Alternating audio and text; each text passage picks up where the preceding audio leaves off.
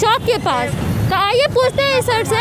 Sir आप यहाँ क्या किस लिए आए, क्या प्रदर्शन कर रहे हैं सर आप यहाँ पे? केंद्र सरकार की जो महंगाई जो चरम पर है 2014 से लेकर शुरू हुआ है अभी तक जो देख रही हैं, 190 रुपया हम लोग सरसों तेल खरीदते हैं, 100 रुपया पेट्रोल खरीदते हैं, 100 रुपया डीजल खरीदते हैं और गैस 900 रुपया खरीदते हैं। पूरे देश हाहाकार है, देश में हाहाकार है। लोग जनता पूछ रही है कि किनकी सरकार आई है।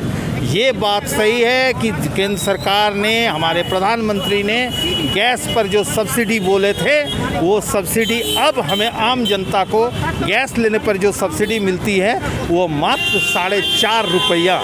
तो जनता कह रही है कि हमें 1 पैसा सिर्फ सब्सिडी दे दें, नाम आप रखना चाहते हैं, बाकी सब्सिडी आप खा जाए और बड़े बड़े कंपनियों का आधार पर दे दे। उसी का विरोध में आज हम लोग 15 जून से लेकर 15 जुलाई तक हम लोग विरोध में रहेंगे और हर जगह ये प्रोग्राम होगी। अगर सरकार नहीं मानी तो आगे और उग्र प्रोग्राम प्रदर्शन होगा। सर आपने जैसे देखा ये सर का ये कहना है, आइए जानते हैं और यहाँ के लोगों से उनका क्या कहना है। सर आप यहाँ किस लिए आए हैं? अभी तो आपने देखा कि सिर्फ मैं ही नहीं, सैकड़ों की संख्या में लोग जुट करके केंद्र सरकार की ये जो महंगाई बढ़ाने वाली जो नीति है इसके खिलाफ हम लोगों ने आज राज्यव्यापी प्रदर्शन किया है। और झारखंड की राजधानी रांची से भी माननीय प्रधानमंत्री जी को ये संदेश देना चाहते हैं कि आपने जिस चुनावी वादा किया था वो महंगाई रोकने की बात थी, आपने महंगाई अब तक नहीं रोकी, बल्कि 40 दिनों में 21 बार पेट्रोल डीजल के दाम बढ़े हैं। यहाँ तक कि खाद्य जो सामग्री है, सरसों तेल है, रिफाइंड तेल है, ये तमाम चीज़ों के दाम आसमान छू रहे हैं। सरकार की अब कोई तर्क यानी जनता नहीं पचा पा रही है कि वो जो तर्क है वो हूबहू मान लें, क्योंकि जो ये टैक्स में जो पूरी जो वृद्धि है वो टैक्स नहीं है, वो पूरी तरह से जनता के साथ लूट है। और आज हम केंद्र सरकार को साफ चेतावनी देना चाहते हैं कि महंगाई विरोधी और भ्रष्टाचार के विरोध पर सवार होकर के ही दिल्ली की कब्जा आपने किया है, केंद्र की सत्ता पर विराजमान हुए हैं। अगर आप महंगाई रोकने में अक्षम है तो या तो कुर्सी खाली करें या तो आने वाले देश की जनता आपको कुर्सी से बाहर करेगी, ये तय बात है। और ये आंदोलन महंगाई के खिलाफ ये आंदोलन तब तक जारी रहेगा जब तक केंद्र सरकार या तो वापस नहीं लेती है या तो गद्दी से उतार करके हम लोग बाहर नहीं करते हैं। हम लोग आंदोलन कर रहे थे, ये सांकेतिक आंदोलन है कि महंगाई के खिलाफ लगातार 2014 से जो महंगाई का अनुपात बढ़ते जा रहा है। आप देखेंगे इस साल कोरोना काल के पीरियड में भी सरसों का तेल 200 रुपये किलो के आसपास हो गया, जो कभी भी नहीं हुआ।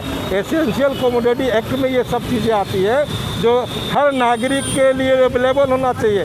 पेट्रोल या डीजल का दाम जो है वो स्पेशल कमोडिटी में नहीं आता, लेकिन उस डीजल का जब दाम बढ़ता है तो कहीं ना कहीं खाद्यान्न पदार्थों का ट्रांसपोर्टिंग पर उसका प्रभाव पड़ता है और पूरे जगह उसकी महंगाई बढ़ती है। तो कहीं ना कहीं ये जो सरकार है काला बाजारियों को प्रश्रय दे रही है, 7 इसी एक्ट को समाप्त करके अनाज भंडारण की को जो सुविधा दे रही है पूंजीपतियों को, उसके कारण पूरे देश में महंगाई लगातार बढ़ रही है।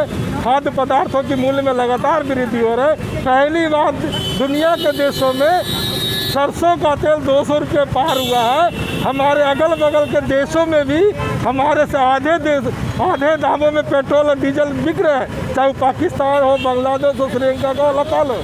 तो आप समझ सकते हैं कि जो विकासशील राज्य 130 करोड़ जनता को जो केंद्र की सरकारें लगातार महंगाई की ओर धकेल रही है, ये पूंजीपतियों के इशारे पे जो काम कर रहे हैं, ये अडानी अंबानी को लाभ दिलाने के लिए इस देश की 80 करोड़ जनता लॉकडाउन में गरीबी रेखा से नीचे की ओर जा रही है और हमारे देश में पूंजीपतियों में अचानक इजाफा हो गया। ये कहीं ना कहीं इनकी नीतियाँ भी कह रही है ये महंगाई है, इसी के रास्ते से विकास का रास्ता खुलेगा। अगर ये बात होती है तो महंगाई अगर विकास का रास्ता होता तो आप देखते हैं कि अभी कोरोना काल में जितने भी सरकारी अस्पतालों को छोड़कर कोई भी प्राइवेट हॉस्पिटल में जनता आप गए होंगे तो एक कोरोना मरीज से 5 लाख रुपया तक वसूला गया। इंफ्रास्ट्रक्चर डेवलपमेंट करने की बात जब कर रहे थे तो ये तरीका उनका कहना गलत है कि विकास का रास्ता होगा।